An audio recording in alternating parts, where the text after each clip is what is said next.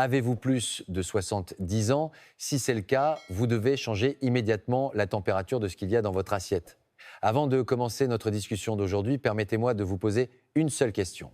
Que mangez-vous dès votre réveil le matin? Ne seriez-vous pas en train de savourer un repas copieux composé d'un bol de riz blanc fumant accompagné d'une soupe bien chaude? Si c'est le cas, vous devez poser vos couverts immédiatement. Car cette habitude que vous pensiez saine est en réalité l'équivalent de réveiller votre pancréas endormi pour le fouetter sans pitié, c'était la semaine dernière. Je n'oublierai jamais le visage de Signor Rossi, 72 ans, lorsqu'il a franchi la porte de mon cabinet. Signor Rossi était un homme très digne et consciencieux, un professeur à la retraite qui avait consacré sa vie à enseigner aux enfants. Mais à peine assis, il a poussé un profond soupir et a posé un vieux carnet sur mon bureau. Dans ce carnet, ses mesures de glycémie des 10 dernières années étaient méticuleusement notées matin et soir. D'une voix tremblante, Signor Rossi m'a demandé « Docteur ». Fontaine, je ressens une profonde injustice. Pendant que d'autres profitent de leur retraite, voyagent et s'amusent, j'ai vécu en me privant même d'un simple café instantané, sucré, que j'aime tant. J'ai pris mes médicaments scrupuleusement comme me l'a prescrit l'hôpital et j'ai marché 10 000 pas chaque jour. Alors pourquoi mon hémoglobine glyquée est-elle supérieure à 8%? J'ai l'impression que même les médicaments ne font plus effet. Que dois-je faire maintenant? Je suppose que parmi vous qui regardez cette vidéo, beaucoup se sentent aussi frustrés et lésés que Signor Rossi. Vous êtes probablement demandé avec amertume, je fais tout ce qu'on me dit, alors pourquoi suis-je le seul à être malade comme ça? J'ai examiné attentivement le journal alimentaire de Signor Rossi et j'ai trouvé le coupable. Le coupable était ce que Signor Rossi croyait être le plus sain, le bon repas chaud fait maison. Chaque matin, Signor Rossi mangeait du riz fraîchement cuit avec un ragoût.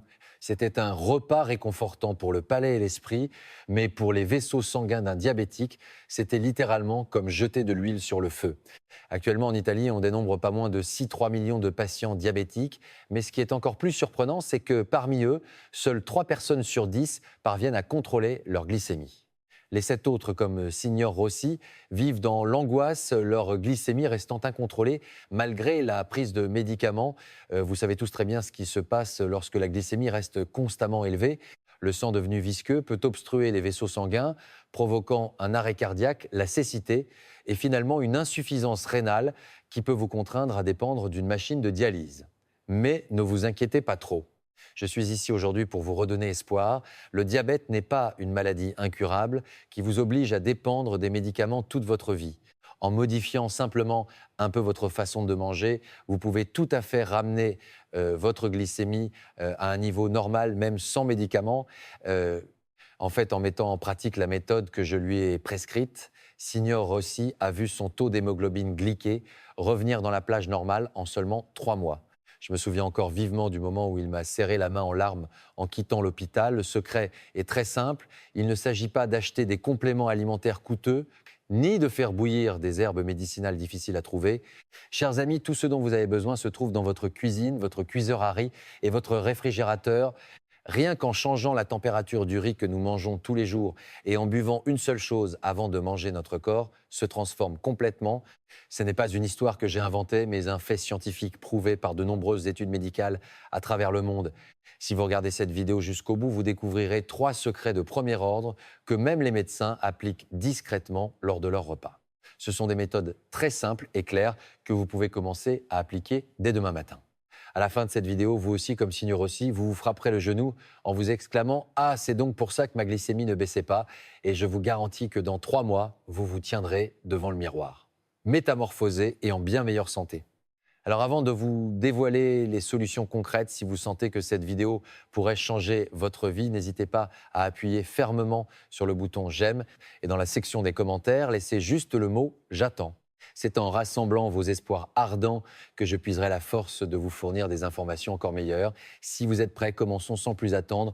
Préparez-vous à prendre des notes. Les 2 choses que je vais vous révéler maintenant sont les secrets décisifs qui ont permis à Signor Rossi de réduire les médicaments qu'il prenait depuis 10 ans. Cela ne coûte pas d'argent et ne demande aucun effort. Si vous n'appliquez pas cela, c'est comme si vous continuiez à verser de l'eau sucrée dans vos vaisseaux sanguins chaque matin. Première solution, s'il vous plaît, arrêtez de manger du riz fraîchement cuit. Au lieu de cela, servez-lui un gilet pare-balles. Un gilet pare-balles, vous vous demandez peu. être de quel vêtement je veux habiller le riz. La méthode est très simple. Le soir, après avoir cuit votre riz, ne le mangez pas tout de suite pendant qu'il est chaud. Mettez-le dans un bol et laissez-le au réfrigérateur pendant exactement 12 heures. Le lendemain matin, sortez-le et réchauffez-le au micro-ondes pendant seulement 1 minute. C'est tout.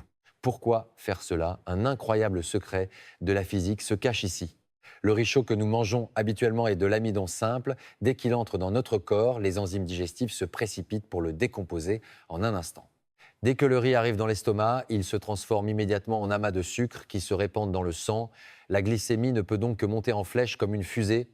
Cependant, lorsque le riz est conservé au réfrigérateur entre 1 et 4 degrés Celsius, puis ressorti, la structure des grains de riz se resserre. En termes médicaux, on appelle cela de l'amidon résistant. Pour le dire simplement, les grains de riz enfilent un solide gilet pare-balles. Une fois que le riz porte ce gilet pare-balles, nos enzymes digestives ont beau l'attaquer, elles ne peuvent pas le percer. Il n'est pas digéré dans l'intestin grêle et descend vivant jusqu'au côlon. En conséquence, même si vous mangez la même portion de riz, les calories absorbées par le corps diminuent de moitié et la glycémie augmente très lentement.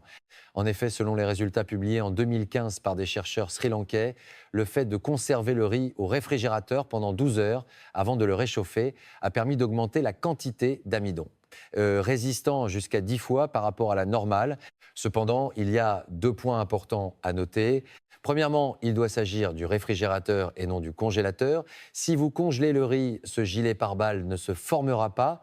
Deuxièmement, lors du réchauffage, ne le faites pas bouillir à très haute température. Il faut le réchauffer juste 1 minute pour qu'il soit tiède afin que le gilet pare-balles ne fonde pas et reste intact. Deuxième solution, avant de mettre la table, placez d'abord un agent de pH. Il s'agit de l'eau vinaigrée. Exactement 15 minutes avant votre repas, buvez un verre d'eau 200 ml dans lequel vous aurez mélangé une cuillère à soupe de vinaigre de cidre de pomme.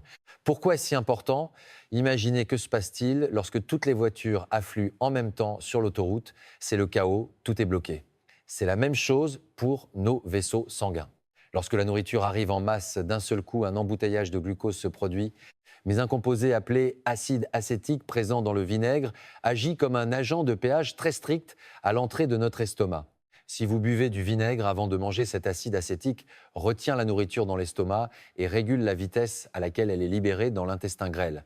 C'est comme s'il disait « Ne passez pas tous en même temps, avancez un par un lentement s'il vous plaît, en gérant le trafic ». Comme la nourriture descend lentement, le sucre est également absorbé lentement et bien sûr, il n'y a aucune chance qu'un pic de glycémie se produise.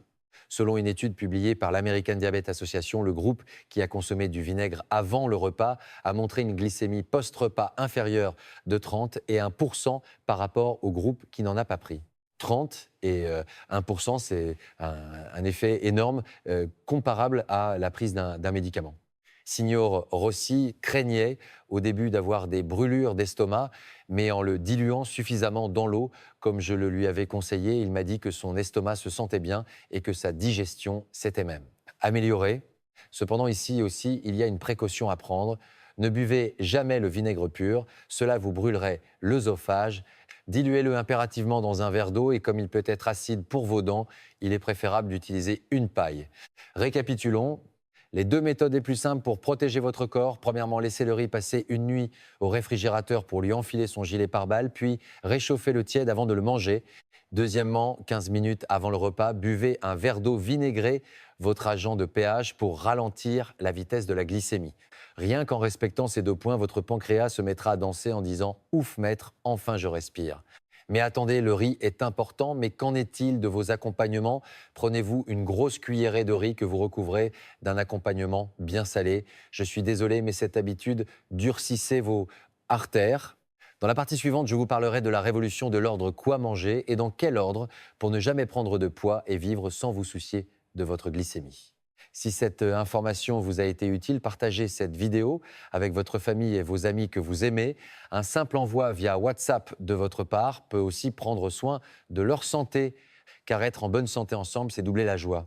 Alors êtes-vous prêts avec les 2 éléments que nous avons mentionnés, le riz froid et l'eau vinaigrée? Si oui, il est maintenant temps de mettre en place une stratégie complète avec les mêmes ingrédients, la façon dont vous les disposez et l'ordre dans lequel vous les consommez peuvent faire une différence spectaculaire pour votre glycémie. C'est ce qui a le plus étonné Signor Rossi, docteur Fontaine, je n'ai pas vraiment réduit les quantités que je mangeais. Est-ce que le simple fait de changer l'ordre peut faire une telle différence? Oui, cela fait une différence très spectaculaire. Si vous ajoutez les 3 stratégies que je vais vous présenter, vos vaisseaux sanguins deviendront une forteresse imprenable. Troisième solution, changez l'acteur principal de votre table du petit déjeuner. Vous devez reléguer le riz au rang de second rôle et donner le premier rôle aux protéines. À l'origine, Signor Rossi mangeait au petit déjeuner un bol de riz, de la soupe et des légumes marinés. Un régime composé à plus de 70% de glucides. J'ai complètement inversé la tendance. Signor Rossi, à partir d'aujourd'hui, ne mangez qu'un demi-bol de riz. À la place, faites-vous cuire 2 œufs durs et une demi-portion de tofu poché. Pourquoi cela? Les glucides sont comme un feu de paille, ils s'enflamment vite et s'éteignent tout aussi vite. Ils font monter la glycémie rapidement et vous donnent faim peu de temps après. En revanche, les protéines sont comme des braises douces.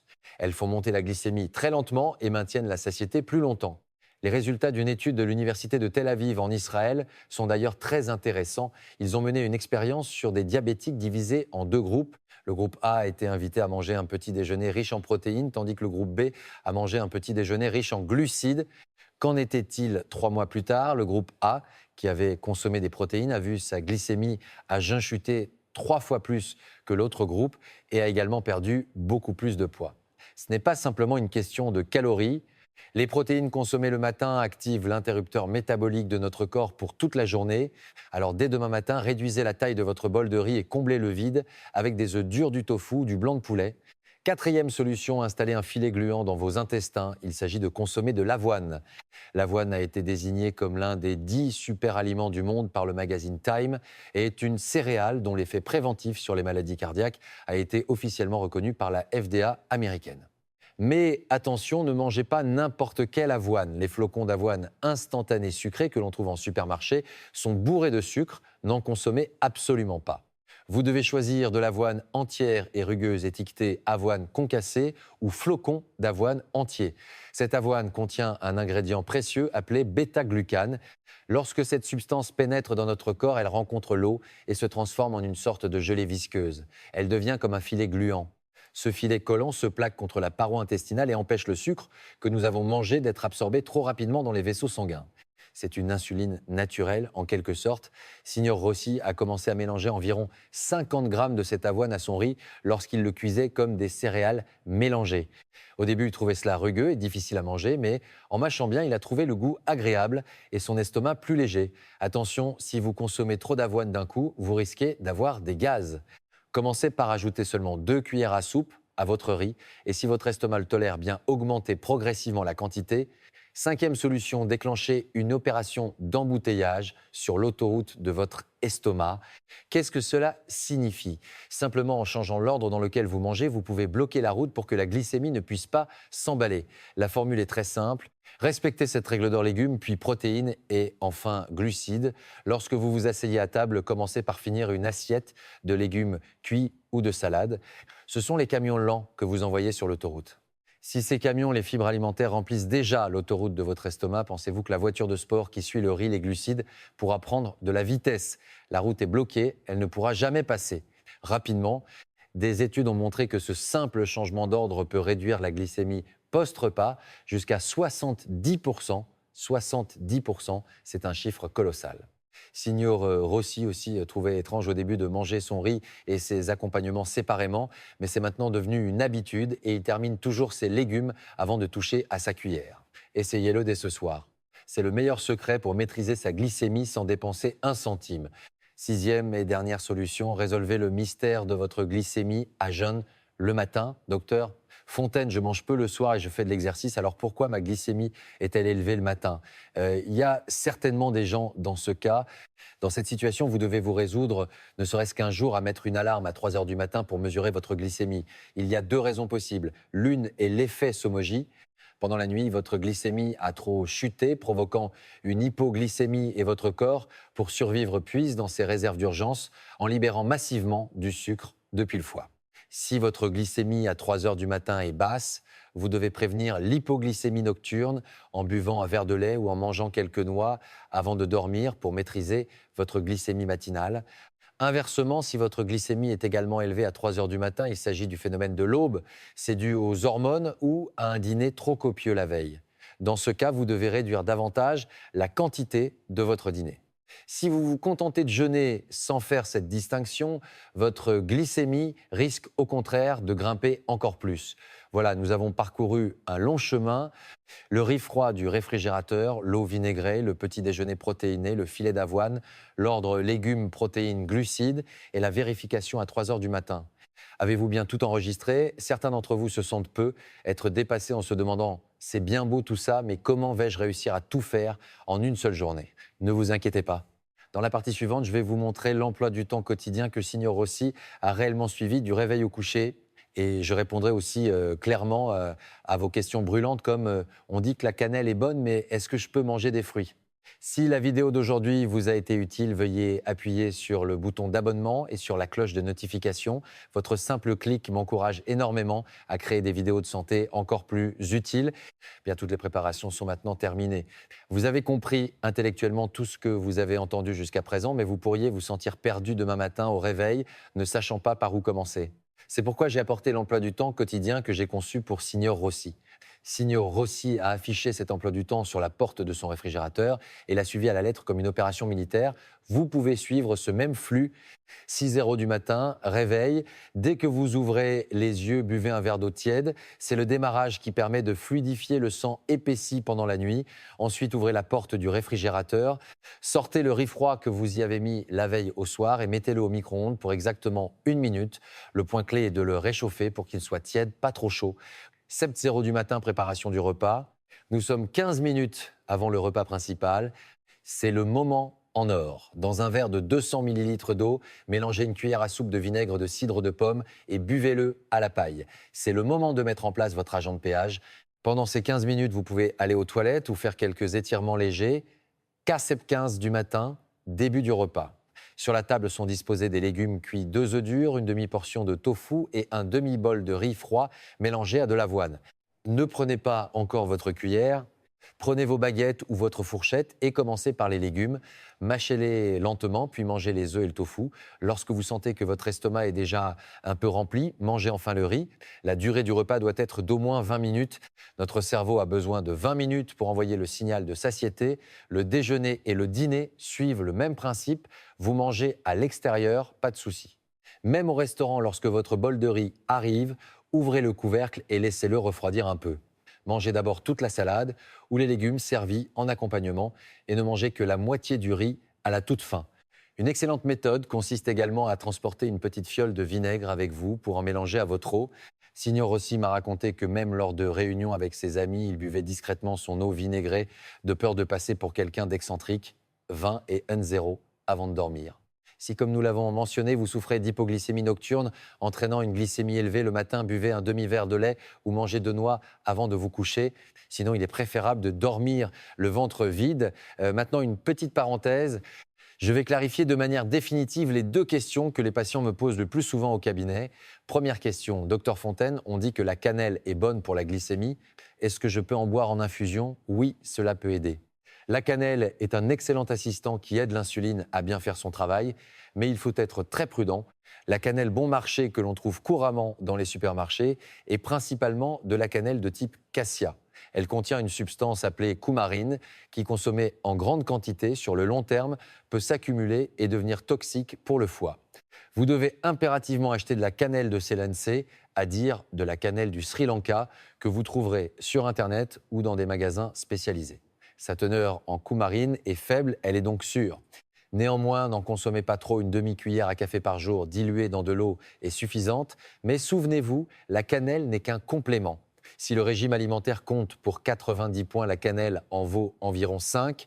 Deuxième question, est-ce que je ne dois absolument pas manger de fruits? Même un quartier de pomme est-il un poison? Non, vous pouvez en manger. Mais le moment et la manière de les consommer sont d'une importance vitale. La plupart des gens mangent des fruits en dessert après le repas. C'est un poison. Après avoir mangé, votre glycémie est déjà au maximum et y ajouter du fructose, c'est comme verser de l'essence sur un feu. Si vous avez envie de fruits, mangez-les en apéritif 30 minutes avant le repas et vous devez les manger en mâchant la peau. Les fibres de la peau du fruit agissent comme un bouclier qui bloquera la glycémie du riz qui arrivera ensuite. Ce qu'il ne faut absolument jamais faire, c'est de boire des jus. Quand on mixe un fruit, toutes les fibres sont détruites et il ne reste que de l'eau sucrée. C'est comme jeter une bombe dans vos vaisseaux sanguins, une demi-pomme, un quartier de poire avant le repas en mâchant bien la peau. Voilà, je vous ai tout dit sur l'emploi du temps de Signor Rossi et sur la consommation de cannelle et de fruits. Qu'en pensez-vous? C'est pas si difficile, n'est-ce pas? C'est pas réservé à des athlètes de haut niveau. Signor Rossi, à 72 ans, y est arrivé. Vous en êtes tout à fait capable. La première semaine est la plus difficile. Manger du riz froid peut vous paraître étrange et l'eau vinaigrée un peu acide et désagréable. Mais tenez bon juste une semaine. Au bout d'une semaine, lorsque vous verrez les chiffres baisser sur votre lecteur de glycémie, tous ces efforts se transformeront en satisfaction. Pour ceux qui se sentent le courage de commencer dès maintenant, laissez un commentaire avec le mot « Je commence ». Et encouragez-vous mutuellement en aimant les commentaires des autres. Seul on va vite, mais ensemble on va plus loin. Aujourd'hui, nous avons partagé des informations vraiment importantes. Il est normal d'oublier en tournant le dos. C'est pourquoi je vais vous résumer une dernière fois de manière claire ces 3 points pour qu'ils restent gravés dans votre esprit. Premièrement, enfilez un gilet pare-balles à vos grains de riz et installez un péage dans votre estomac. Ce soir, ne mangez pas le riz fraîchement cuit, mettez-en une portion de côté au réfrigérateur pendant 12 heures et réchauffez-la 1 minute demain matin. Et prenez l'habitude de boire un verre d'eau avec une cuillère de vinaigre 15 minutes avant de vous asseoir à table. Ce petit geste est le bouclier le plus puissant contre les pics de glycémie. Deuxièmement, changez l'acteur principal de votre table et utilisez la stratégie de l'embouteillage sur l'autoroute. Le matin, réduisez votre portion de riz de moitié et remplacez-la par des œufs, du tofu et de l'avoine. Lorsque vous mangez, commencez toujours par les légumes, puis les protéines. Le riz se mange en tout dernier. Les fibres et les protéines empêcheront votre glycémie de s'envoler. Troisièmement, écoutez votre corps et notez tout. Si votre glycémie à jeun est élevée le matin, ne vous contentez pas de jeûner, mettez une alarme à 3 heures du matin. Vous devez trouver la cause pour la résoudre. Votre corps se bat-il contre une hypoglycémie nocturne ou souffre-t-il d'un dîner trop copieux? Et comme Signor Rossi, notez chaque jour vos changements dans un carnet. Voir les progrès vous pousse à agir et l'action mène inévitablement au changement. Je crois en vous. Vous êtes des personnes merveilleuses qui ont consacré leur vie à leur famille. Il est temps maintenant de consacrer cette même attention à votre propre corps. Vous méritez amplement d'être en bonne santé. La seule raison pour laquelle je publie chaque jour ces vidéos qui peuvent ressembler à des sermons est simple. Je souhaite que vous passiez de longues années à rire autour de la table avec ceux que vous aimez et non dans un lit d'hôpital. J'espère que la vidéo d'aujourd'hui a été une lueur d'espoir pour un avenir plus sain. Si elle vous a été utile, n'hésitez pas à appuyer sur le bouton d'abonnement et sur la cloche de notification. Votre simple clic me donne une force immense pour créer des vidéos encore plus bénéfiques. Si vous avez des questions, n'hésitez pas à les laisser en commentaire. Je les vérifierai et y répondrai dès que possible. C'était votre médecin de famille pour Équilibre Santé.